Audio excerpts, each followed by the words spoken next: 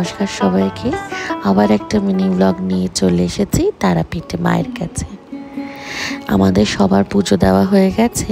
আমরা এখন দেখছি মাকে ভোগ নিবেদন করছে সব ঠাকুরমশাইরা।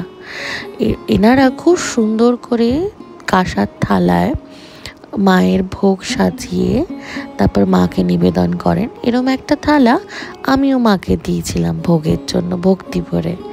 এই থালাটা নিয়ে এবার আমি যাচ্ছি ঠাকুরমশাইয়ের বাড়িতে রাখতে। আমার তারাপীঠ আসা হয় প্রত্যেক 2 থেকে 3 মাস অন্তর অন্তর মায়ের সাথে দেখা করার জন্য।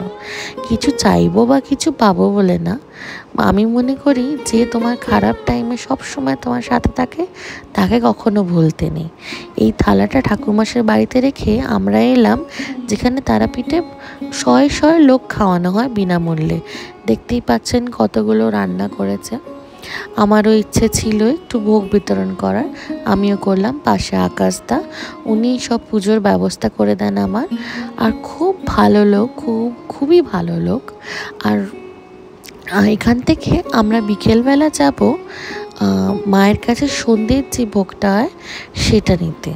আমি এরকম থালাটা দিয়েছিলাম। এর মধ্যে লুচি, সুজি, মিষ্টি, বেগুন ভাজা, বরবটি ভাজা, অনেক কিছু থাকে। এখানে আমি থালাটা নিয়ে পোজ দিচ্ছি, কিন্তু আমার মাথায় প্রচণ্ড লাগছে, প্রচণ্ড ভারী থালা।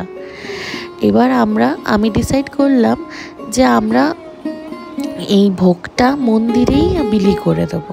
তার জন্য আমি, আমার মামি আর আন্টি আমরা সবাই মিলে ছোট ছোট টুকরো করছি, যাতে এই ভোগটা সবাই পায় এবং সবার ভাগে থাকে।